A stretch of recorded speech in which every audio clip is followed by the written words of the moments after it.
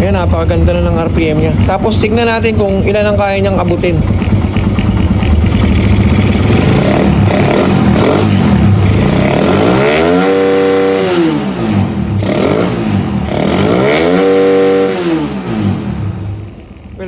RPM mga sir, kahit stock CD at stock ignition coil pa.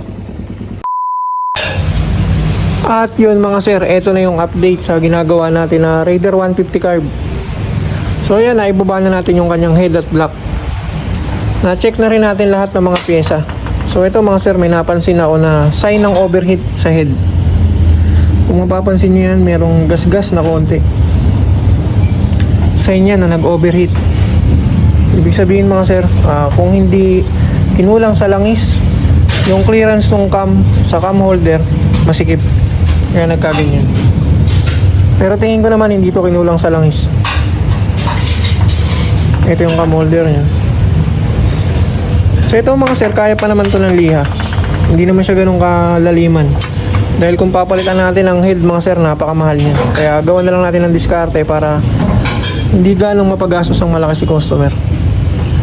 Tapos nga pala, ang sabi nung huling gumawa nito, palitin daw yung kanyang block. Tapos pati yung pulser, kaya raw hindi maitono. Kaya binibentahan si customer ng block na second hand. Pero itong block niya mga sir, napakaganda. Walang katama-tama yan. Ang iniisip siguro nung dating tumingin nito, may mga gas-gas. Pero yung mga gas-gas na yan mga sir, normal yan. Cross hatch ang tawag dyan. Ang purpose ng mga gas-gas na yan, para dyan tumambay yung langis. Pero hindi yan malalim na gas-gas mga sir. Ayan, wala siyang gas-gas na malalim. Cross hatching ang ganyan mga sir. Yung piston niya malinis din. Ayan. So ibabalik lang natin to. Tapos sinukat ko ng pillar gauge yung mga piston rings. Maganda pa yung clearance mga sir. Pasok pa sa tolerance. Pasok pa sa standard. Alam nyo ba kung magkano tong block na to mga sir? Lagpas 15,000 ang block na to. Napakamahal ng stock block ng Raider. Kaya pa yung original nya, Sim 7. So ito mga sir, itama na natin yung mga clearance na ginawa dito. So hindi tayo mahihirapan na magbawas dagdag ng SIM dahil meron tayong ginawang data rito. Ang gagawin natin, isa-isang baklas yan. Kunyari ito muna, tapos yung data na nakuna natin kanina. Salpak, dagdag, hasa. Nga pala mga sir, ang mga pinalit natin na pyesa dyan, puro SGP na. Ayan, SGP na gasket, head rubber cover, gasket, base gasket, tapos mga SIM. Ang technique pala sa paghahasa ng SIM, kunwari may target kayong sukat, hindi nyo kagad kukunin yung target na yun. Kasi pag hinasa nyo yan ng example ng liha na magaspang, tapos kinuha nyo na yung saktong sukat nya, example 180, 1.80, magiging magaspang yun mga sir. Ang mangyayari dahil magaspang siya, kikiskisin niya yung ulo ng valve. So kalaunan, lalaki din yung clearance dahil dun sa mga gasgas ng SIM. Ang tamang gawin dito, huwag nyo munang kunin yung eksaktong sukat, dapat may pasobra. Tapos yung final nyo na pangkiskis is 1,000 na liha para maibalik nyo siya sa ganyang kakinis. Kasi yung ibang nakikita ko rito mga sir, ginagrinder nila para mabilis. Kaso nga lang, puro gasgas yung SIM. So kung maitatama mo yung sukat, kalaunan mga sir, mag-iingay ulit yun. Kasi yung mismong SIM ang kakaskas dun sa valves. So lalaki ulit yung clearance. Kaya ang mas maganda mga sir, after nyo tirahin ng 100 na liha, i-finalize nyo siya ng liha ng ano lang, yung pino, para makuha nyo yung ganito kakinis, para hindi pa ulit-ulit ang trabaho. So yung SIM dito sa amin medyo mahal, 350 ang isa. Ang papalitan natin dito mga sir, 3 piraso. So yun lang mga sir, update ko ulit kayo pagka napa-under na natin na smooth tong motor na to. Let's go. A few moments later. At eto na yung final update mga sir sa ginagawa natin na Raider 150. Ito mga sir, yung pinull out sa ibang shop kasi sinukuan na. Hindi nila mapatinu-tinu yung makina kahit sobrang dami na pinalitan sa motor na to.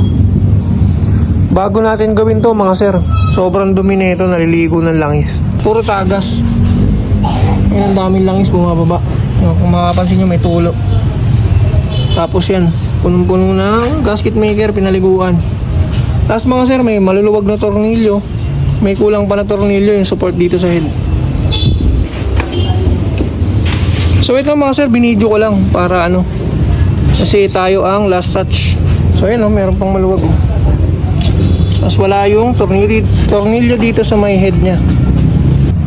So ang ginawa natin dito, tinap overall natin. Tapos tinama natin lahat ng settings dito sa kanyang head cylinder. Mabuti na lang mga sir, hindi to na lost thread nung huling gumawa. Hindi lang pantay-pantay yung higpit, kaya sobrang daming tagas. So lahat yan mga sir, sukat ng mga higpit niyan. Ultimo sa stud bolt, pati dun sa may cam holder. Kung makikita nyo mga sir, wala nang katagas-tagas, napakalinis. Pag gumagawa tayo ng makina, hindi rin tayo naglalagay ng gasket maker. Kasi mga sir, hindi maganda tignan. Tsaka pag bago ang gasket, hindi kailangan lagyan niya ng gasket maker. So ito na mga sir, testingin na natin yung makina. Bago natin gawin to mga sir, nung dinala sa atin ni client, 3,500 yung minor niya. Tapos pag binomba, napakatagal bumalik. So ngayon testingin natin.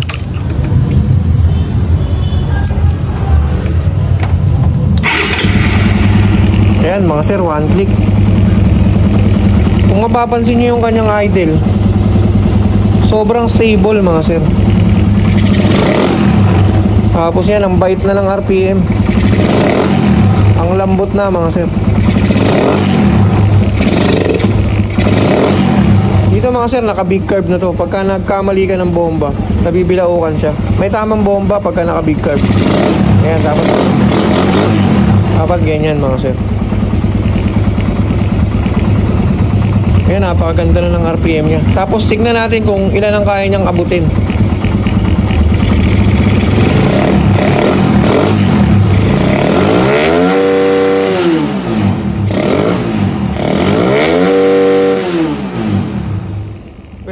RPM mga sir, kahit stock CD at stock ignition coil pa. Ito yung mga dapat papalitan nila. Ito, tinanggal to kasi hindi pa rin tumitino. Ignition coil, kinabit na nila.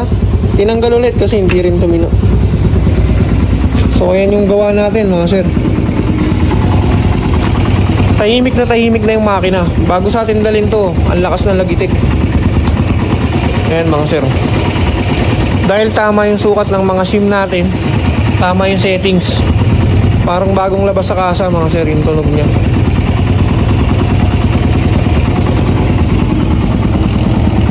Ayan mga sir, bugs na. Medyo tataas ang panin to ng konting yung minor niya.